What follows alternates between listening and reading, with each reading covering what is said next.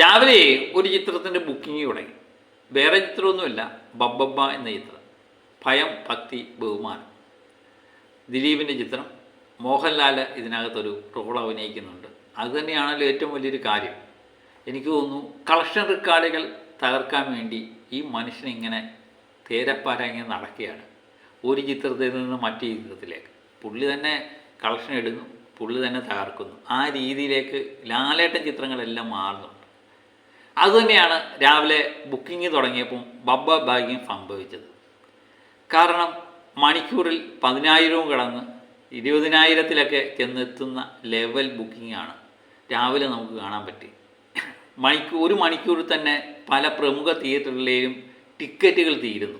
ഇന്നൊരു പക്ഷേ 2 ലക്ഷത്തിന് മുകളിലുള്ള ടിക്കറ്റ് വിൽപ്പന ബുക്ക് മൈ ഷോയിലൂടെ മാത്രം നടക്കാൻ സാധ്യതയുണ്ട് എന്നാണ് ഈ ട്രെൻഡ് നമുക്ക് കാണുമ്പോൾ നമുക്ക് മനസ്സിലാകുന്നത്. ഇപ്പോഴും നമ്മൾ വിചാരിക്കുക, കൊച്ചിയിലെയും തിരുവനന്തപുരത്തെയൊക്കെ പല പ്രമുഖ കേന്ദ്രങ്ങളിലും ഇപ്പോഴും ടിക്കറ്റ് ബുക്കിംഗ് ആരംഭിച്ചിട്ടില്ല എന്നുള്ളതും നമുക്ക് മനസ്സിലാക്കാം. ഇത് നമ്മൾ നേരത്തെ ഇതല്ല ലെവലിനപ്പുറത്ത് അതുക്കും മേലെ എന്ന് പറയുന്ന രീതിയിലായിരുന്നു എമ്പുരാൻ്റെ ബുക്കിംഗ് നമ്മൾ കണ്ടത്. ടിക്കറ്റ് ബുക്കിംഗ് തുടങ്ങിക്കഴിഞ്ഞാൽ മണിക്കൂറുകൾ കൊണ്ട് ടിക്കറ്റ് മൊത്തം എല്ലാ തിയേറ്ററിലും തീരുന്നു. അതുപോലെ മണിക്കൂറിൽ 1 ലക്ഷത്തിന് മുകളിലുള്ള ടിക്കറ്റ് വിൽപ്പന നടക്കുന്നു. ബുക്ക് മൈ ഷോയിൽ തന്നെ അടിച്ചു പോകുന്നു. ആ അവസ്ഥയായിരുന്നു എമ്പുരാനി നമ്മൾ കണ്ടത്. ആ ലെവലൊരു ചിത്രത്തിനും ഉണ്ടാകാൻ സാധ്യതയില്ല. ഇനി ആ ഗ്രേഡ്, ലാലേട്ടൻ ഗ്രേഡ്, ആ സാധനമൊക്കെ വരുവാണെങ്കിൽ മാത്രമേ അങ്ങനെയൊക്കെയുള്ള സാധ്യതയുള്ളൂ. എന്നാലും ബബ്ബബ്ബ എന്ന സിനിമയെ സംബന്ധിച്ച് എനിക്ക് തോന്നുന്നു ഈ കൊല്ലം ഇറങ്ങിയ ചിത്രങ്ങളിൽ എമ്പുരാൻ ഇറങ്ങുന്നതിന് മുമ്പ് ഈ ലെവൽ ബുക്കിംഗ് തുടങ്ങിയിരിക്കുന്ന ഒരു ചിത്രമായിട്ട് മാറിയിട്ടുണ്ട്.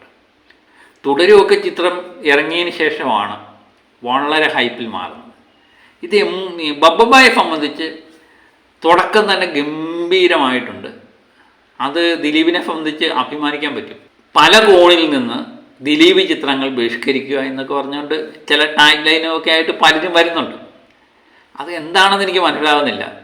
ഒരു ബസ്സിനകത്ത് ദിലീപിൻ്റെ ചിത്രം ഇട്ടെന്നോ അത് നിർത്തണമെന്ന് പറഞ്ഞു, അതൊക്കെ ഭയങ്കര വാർത്തയായിട്ടൊക്കെ പ്രസിദ്ധീകരിക്കുന്നതാണ്. ദിലീപ് എന്ന് പറയുന്ന നടനെ സംബന്ധിച്ച് അദ്ദേഹം കോടതി കുറ്റവിമുക്തനാക്കി. പിന്നെ അപ്പീല് പോകും. അതുവരെ പുള്ളി സിനിമയൊന്നും ചെയ്യണ്ട, പുള്ളിയുടെ സിനിമയൊന്നും കാണണ്ട എന്ന് പറയുന്നതിനോട് എനിക്ക് യോജിക്കാൻ പറ്റത്തില്ല. ദിലീപ് മാത്രമല്ല ഈ ചിത്രത്തിലുള്ളത്, എത്രയോ നടന്മാരുണ്ട്, എത്രയോ വ്യക്തികളുടെ ജീവിത പ്രശ്നമാണിത്. അണിയറയിലും ഒക്കെ ഒത്തിരി ആൾക്കാരുണ്ടല്ലേ. ഒരു പുതിയ സംവിധായകൻ്റെ ആദ്യത്തെ സിനിമ. അപ്പം ആ പുള്ളിക്കൊക്കെ ഒത്തിരി പ്രതീക്ഷയുണ്ട്. സിനിമയെ സിനിമയായിട്ട് കാണുക എന്നുള്ളത് മാത്രമേ ഉള്ളൂ. അപ്പം നമ്മളെപ്പോഴും തെറ്റ് ചെയ്തവൻ ശിക്ഷ അനുഭവിക്കണം എന്ന് വിചാരിക്കുന്ന കൂട്ടത്തിൽ തന്നെ തെറ്റ് ചെയ്തവൻ ഒരു നിരപരാധി പോലും ശിക്ഷിക്കപ്പെടരുത് എന്ന് നമ്മൾ വിചാരിക്കുന്നത്. അത് കോടതിയാണ് തീരുമാനിക്കേണ്ടത്. കേസിൻ്റെ വഴക്ക് പോട്ടെ. ഇതിൻ്റെ ഇടയിൽ സിനിമയുമായിട്ട് ബന്ധപ്പെട്ട് ഇതിങ്ങനെ ഉണ്ടാക്കേണ്ട കാര്യമില്ല. കാരണം അതൊക്കെ മോശപ്പെട്ട രീതിയായിട്ടാണ് നമുക്ക് തോന്നുന്നത്. ഏതായാലും ദിലീപിൻ്റെ ചിത്രം, ദിലീപാണല്ലോ ഇതിനകത്ത് മെയിൻ. ജാനും നമ്മുടെ വിനീതും ഒക്കെ ഇതിനകത്ത് പ്രമുഖ താരങ്ങളായിട്ട് വരുന്നുണ്ട്. എന്നാലും നമ്മൾ നോക്കുന്ന ഒറ്റ താരത്തെയാണ്. മലയാള പ്രേക്ഷകർ ഒറ്റ ആളിനെയാണ് നോക്കിയിരിക്കുന്നത്, മോഹൻലാൽ എന്ന് പറയുന്ന ബ്രാൻഡ്. ഇന്നലെ അദ്ദേഹത്തിൻ്റെ ഒരു ദിലീപും അദ്ദേഹവുമായിട്ട് ബന്ധപ്പെട്ടൊരു വീഡിയോ, ലിറിക്സിൻ്റെ വീഡിയോ, അത് നെഗറ്റീവായിട്ടൊക്കെ ഒത്തിരി പറയുന്നുണ്ട്. അതിൻ്റെ വരികൾ മോശമാണ് എന്നുള്ളത്. ഞാൻ എപ്പോഴും വിചാരിക്കുന്ന ഒരു കാര്യമുണ്ട്, ഈ പടം നമ്മൾ കാണുമ്പോൾ, അതിൻ്റെ ട്രെയിലർ കാണുമ്പോഴും ടീസർ കാണുമ്പോൾ ഈ പടവുമായിട്ട് ബന്ധപ്പെട്ട് വരുമ്പോഴെല്ലാം തന്നെ ഇതൊരു ലോകോത്തര നിലവാരം പുലർത്തുന്ന പടമാണെന്നൊന്നും വിചാരിച്ചല്ല നമ്മൾ കാണാൻ കാത്തിരിക്കുന്നത്. അവർ തന്നെ പറയുന്നുണ്ട്, ഇതിന് പ്രത്യേകിച്ച് ലോജിക്കൊന്നും നോക്കരുത്, ഇത് ആഘോഷിക്കാനുള്ള ഒരു പടമാണ്, തിയേറ്ററിൽ അറുമാദിക്കുക, അഴിഞ്ഞാടുക, ഇതൊക്കെ തന്നെയാണ് ഇവർ ഉദ്ദേശിക്കുന്നത്.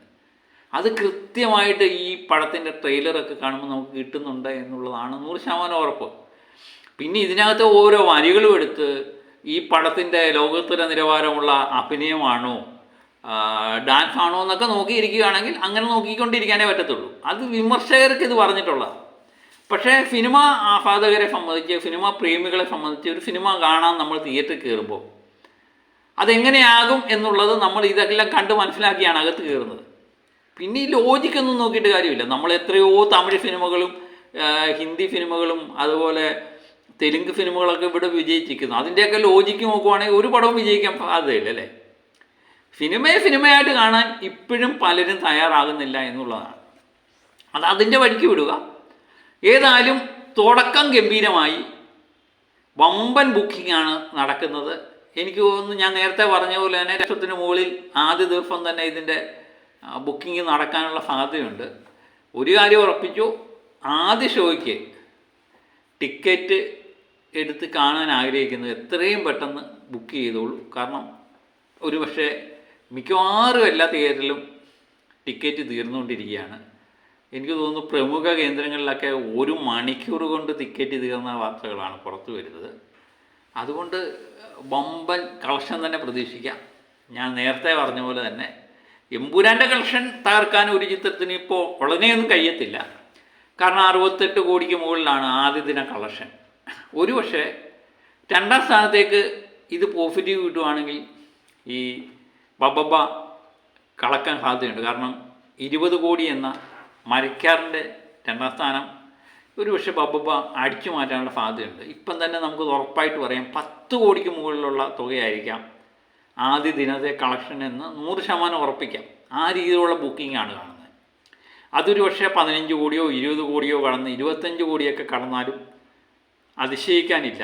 അത്രമേൽ ഹൈപ്പിൽ നിൽക്കുന്ന ചിത്രം വളരെ പോസിറ്റീവ് കിട്ടിക്കഴിഞ്ഞാൽ വേറെ ലെവൽ ബുക്കിംഗ് ആയിരിക്കും ഉണ്ടാകാൻ പോകുന്നത്. അതുപോലെ ഈ ചിത്രം ഒരു വിജയ ചിത്രമായി മാറിയിട്ടുണ്ട് ഏകദേശം എന്ന് തന്നെ നമുക്ക് പറയാം. ആവറേജ് കുഴപ്പമില്ല എന്ന് ആൾക്കാർ പറയുകയാണെങ്കിൽ തന്നെ ഇതൊരു വലിയ ഹൈപ്പിൽ നീങ്ങും. അത് 100% ഉറപ്പാണ്.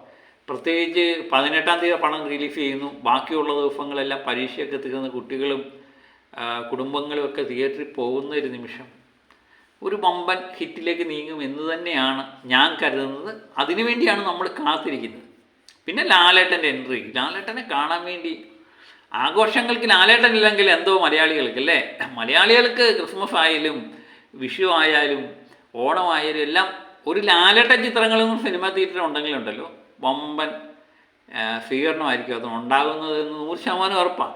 പിന്നെ ലാലേട്ടൻ്റെ ഡാൻസ് ഉണ്ട്, ലാലേട്ടൻ്റെ ഫൈറ്റ് ഉണ്ട് എന്നൊക്കെ കേൾക്കുമ്പോൾ എല്ലാവരും ആകാംക്ഷയോടെ കാത്തിരിക്കുകയാണ്. ഒരു ലാലേട്ടൻ മാജിക്ക് അല്ലെങ്കിൽ ലാലേട്ടൻ മാജിക്ക് തന്നെയാണ് ഈ ബുക്കിങ്ങിൽ നമുക്ക് കാണാൻ പറ്റുന്നത്. അല്ലാതെ ദിലീപിൻ്റെ ഏതെങ്കിലും ചിത്രം ഇത്രമേൽ ഹൈപ്പിൽ വന്നിട്ടുണ്ടോ എന്നുള്ള സംശയമാണ്.